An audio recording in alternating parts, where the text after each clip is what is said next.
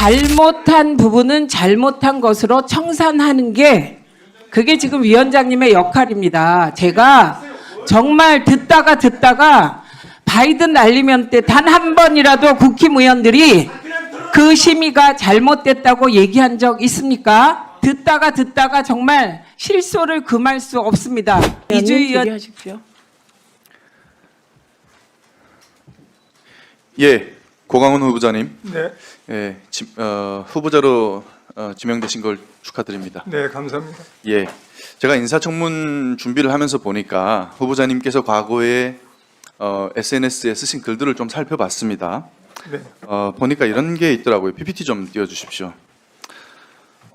당시에 언론인이셨던 걸로 기억을 하는데 언론에 하는 지시, 민주당은 끽소리도 없이 룰루랄라다 이런 표현을 쓰셨는데 직접 작성하신 거죠? 그렇습니다. 예, 어떤 의미로 쓰셨습니까? 저는 저널리스트이기 때문에 민주당이든 예, 국민의 무슨 말씀이신지 알 것 같습니다. 비판합니다. 예, 그러면 최근에 이재명 대통령께서 본인 SNS를 통해서 SBS에 그것이 알고 싶다라는 프로그램에 공개적인 사과를 요청한 일이 있습니다. 네, 알고 있습니다. 예, 그것이 알고 싶다가 2018년에 당시 이재명 성남시장과 파타야 살인 사건의 배후로 지목이 되는 국제 마피아파라고 하는 성남 국제 마피아파라고 하는 조폭 조직과의 연계 의혹을 방송한 것이 이제 그걸 문제 삼은 겁니다. 후보자님은 이거 어떻게 생각하십니까? 대통령의 이런 행위 적절하다고 보십니까? 그 대통령님의 발언에 대해서 제가 왈가왈부하는 것은 실례이지만 그러나 그 통상적으로 이 말씀을 이해를 한다면은 우리 언론이 언론의 자유를 이용하여서 충분하게 보도와 기사를 쓰고 있습니다. 그에 2013년 예, 알겠습니다. 네. 말씀하시는 거 보니까 네네. 2013년에 쓰신 SNS와 비슷한 취지의 말씀이신 것 같아요. 이제 좀 민주당이 이제 좀 정부와 여당이 룰루랄라를 안 하는 것 같다 이런 말씀이신 것 같은데 그런 의미는 아니고요. 예, 아닙니까? 대통령의 그 말씀에 대해서 해석을 하는 겁니다. 예, 알겠습니다. 네네. 그런데 그 대통령님의 SNS를 제가 한 5건을 쓰셨던데 쭉 좀 살펴보니까 그 내용들 중에 이 섬뜩한 내용이 좀 한두 개가 아닙니다. 이제 무책임한 언론은 흉기보다 무섭다. 언론의 자유가 언론의 특권을 의미하는 것은 아니다. 책임 없는 자유는 타인의 자유를 침해하다가 결국 자신의 자유와 권리마저 해치게 된다. 저는 이건 뭐 정말 섬뜩한 협박이 그러니까 아닐까 이런 생각이 드는데. 네, 그 말씀의 배경은 예, 제가 먼저 말씀을 드리고 어떻게 보면은 이 SBS의 자유와 권리마저 빼앗겠다는 것처럼 들리기도 하는데 그리고 그것뿐만이 아닙니다. 그것이 알고 싶다라고 하는 프로그램의 진행자의 실명을 거론하고 그리고 그 제작한 PD까지 특정하면서까지 협박을 했어요. 만약 제가 당사자라고 하면 상당히 섬뜩해서 밤에 잠이 잘 안 왔을 것 같습니다. 이재명 대통령이 어떤 분입니까? 지금 현재 행정과 입법과 거의 사법부까지 모든 권력을 틀어진 명실상부 총통이라고 해도 뭐 과하지 않을 만큼의 막강한 권력을 가진 절대 권력자가 아니겠습니까? 그런 분이 자신을 콕 집어서 이제 협박을 했단 말이죠.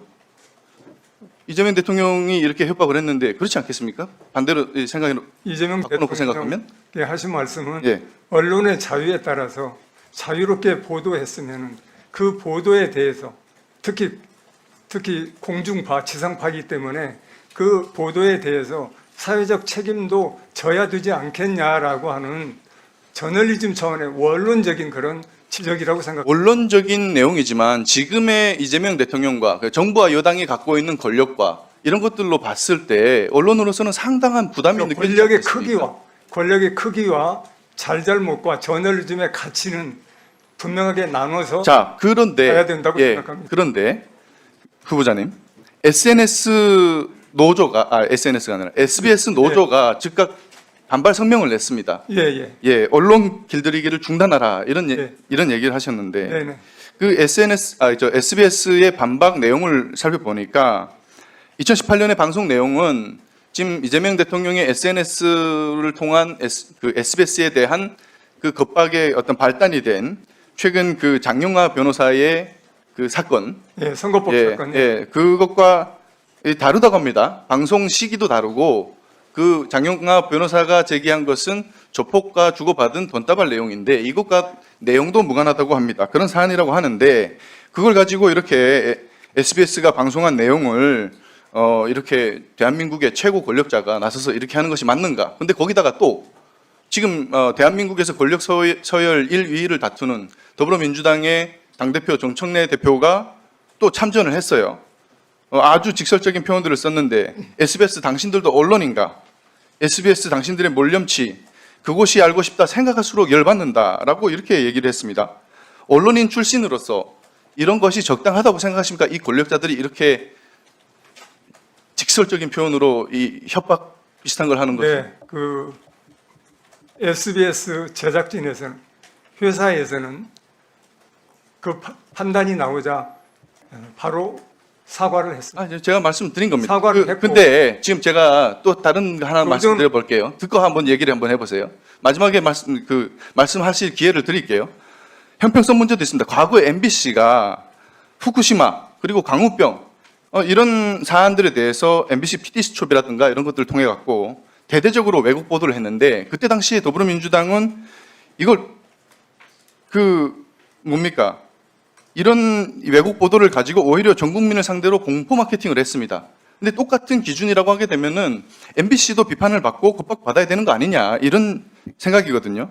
그런데 이번에는 이재명 대통령의 SNS를 통한 이 겁박에 더불어민주당이 참전했어요, 당대표가.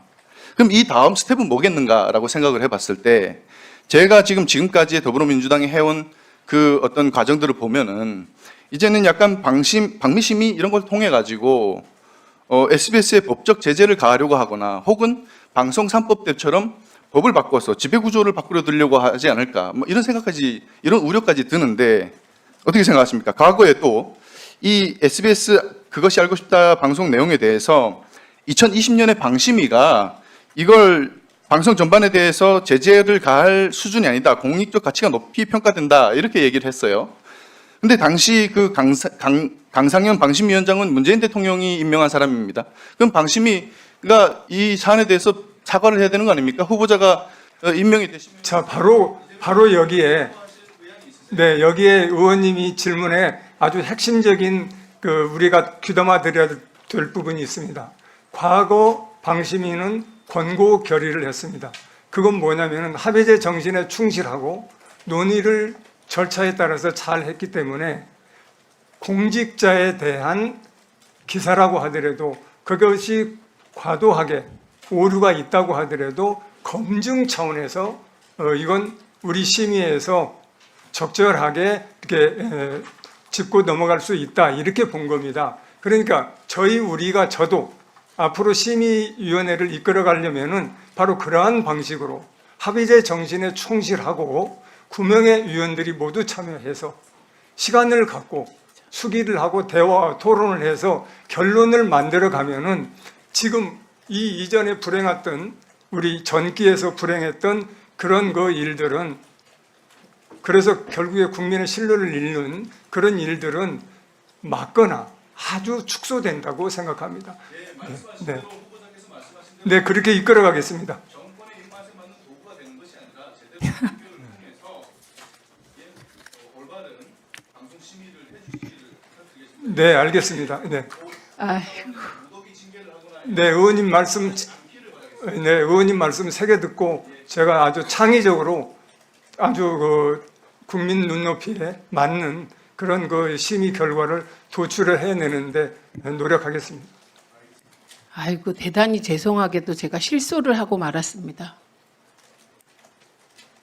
아니 이전 방심위가 지금 정권 윤석열 내란 수계에 뒷받침하면서 저지른 정말 방송 자유를 짓밟은 일이 얼만데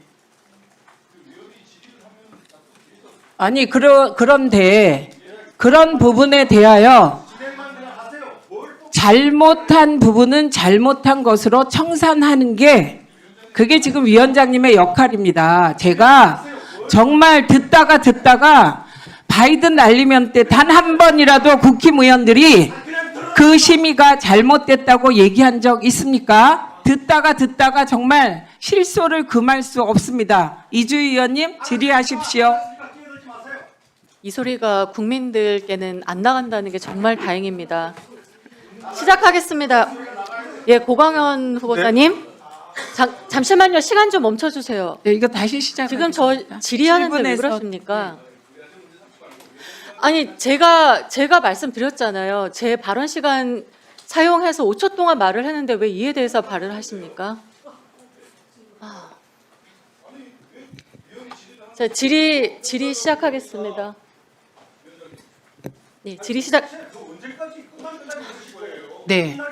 너무나 기가 막혀서 그렇습니다. 기가 막혀서 부끄러운 줄 아셔야죠. 질의하십시오. 과거의 편향된 시각을 그대로 드러낸 것도 모자라 이제는 대놓고 합의제 정신을 운운하며 국민을 기만하고 있습니다. 방송의 자유를 짓밟았던 지난 과오를 청산하기는커녕 궤변으로 일관하는 태도의 최민희 의원이 결국 폭발하고야 말았습니다. 부끄러운 줄 알라는 그 일갈이야말로 지금 우리 국민들이 하고 싶은 진짜 목소리 아니겠습니까? 이 영상에 공감하셨다면 공유 부탁드립니다.